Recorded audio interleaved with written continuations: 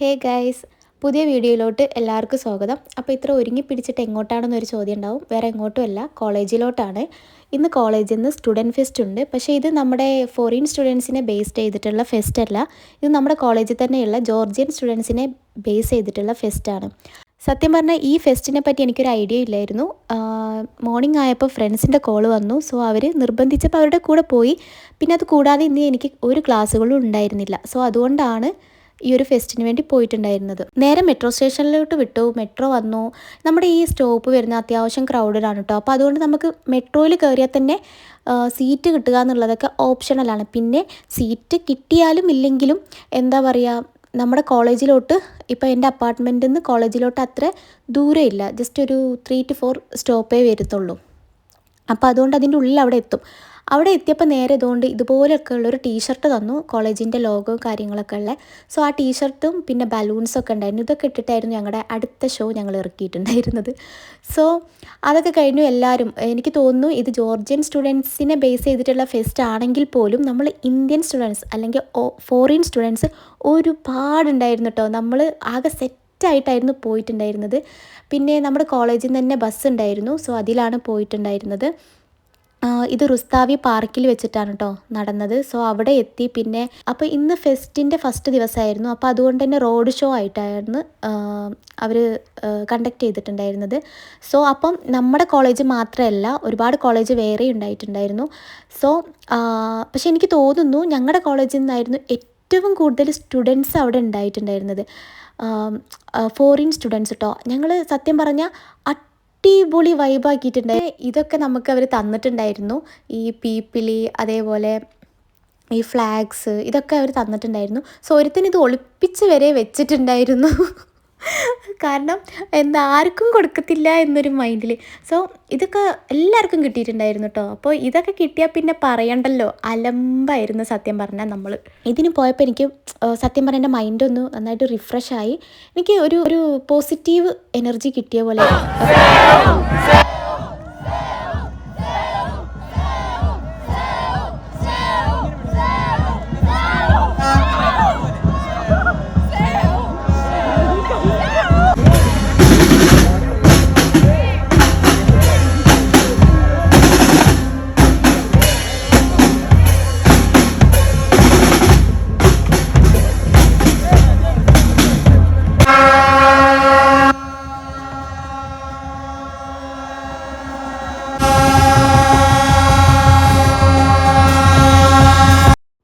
പിന്നെ ഇതും കൂടി ആയപ്പം പരിപാടി ഒന്നും കൂടി ഒന്ന് കളറായിട്ടോ.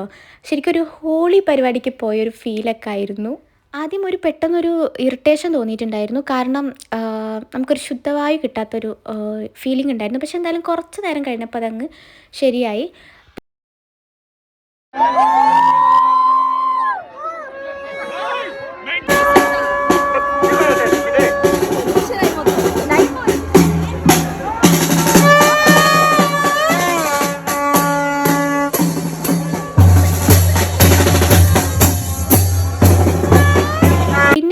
ഇതൊക്കെ കഴിഞ്ഞ് നമ്മൾ നേരെ റോഡ് ഷോ ആരംഭിച്ചു. റോഡ് ഷോ എന്ന് പറഞ്ഞാൽ കുറച്ച് അധികം ഉണ്ടായിരുന്നു. എനിക്ക് തോന്നുന്നൊരു ഇത് കുറച്ച് സ്ലോ ആയിട്ടല്ലേ പോകുന്നത്. അപ്പോൾ അതുകൊണ്ട് കുറച്ച് അധികം നടക്കാനുള്ളതുപോലെ തോന്നി.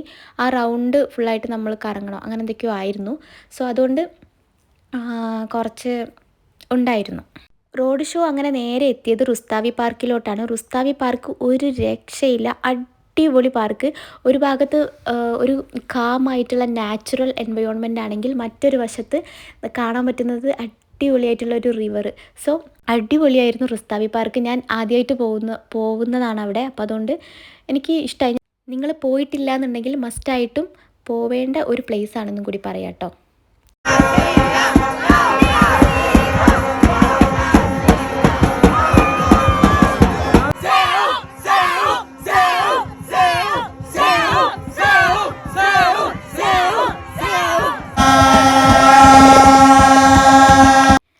പിന്നെ നൈറ്റ് ഒരു 8 മണി 9 മണി ആയ സമയത്ത് ഇവിടെ സ്റ്റേജ് ഷോ ഉണ്ടായിട്ടുണ്ടായിരുന്നു.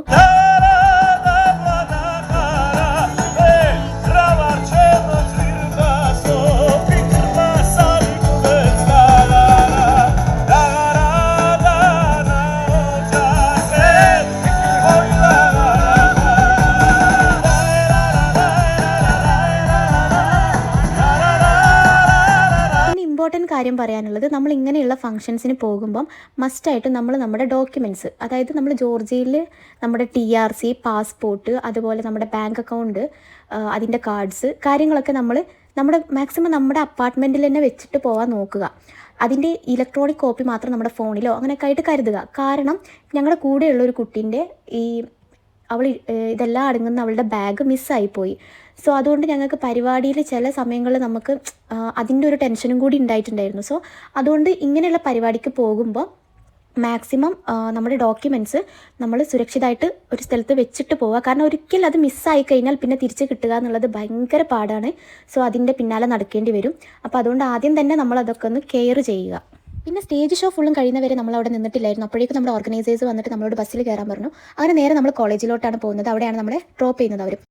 ഫസ്റ്റിൽ ബസ്സിൽ പ്ലേ ചെയ്തിട്ടുണ്ടായിരുന്നത് ജോർജിയൻ സോങ് ആയിരുന്നു കേട്ടോ. അപ്പോൾ ജോർജിയൻസൊക്കെ ഭയങ്കര ഡാൻസും കാര്യങ്ങളൊക്കെ ആയിരുന്നു. അപ്പോൾ നമ്മളൊക്കെ ഭയങ്കര ഇങ്ങനെ മിണ്ടാണ്ടിരിക്കുകയായിരുന്നു. നമുക്ക് ഈ പാട്ട് എന്താണെന്നൊന്ന് ക്ലിക്കാവുന്നില്ല. സോ അതുകൊണ്ട്, കാരണം ഇവരുടേത് വേറൊരു സ്റ്റൈല് സോങ് അല്ലേ. അത് കഴിഞ്ഞ് കുറച്ച് നേരം കഴിഞ്ഞപ്പം ഇന്ത്യൻ സോങ് അങ്ങ് പ്ലേ ആക്കി. സോ അപ്പം അത്രയും നേരം സൈലൻ്റ് ആയിരുന്ന ഞങ്ങളുടെ തനി സ്വഭാവം എന്താണെന്ന് ആ സമയത്ത് അവർ കണ്ട.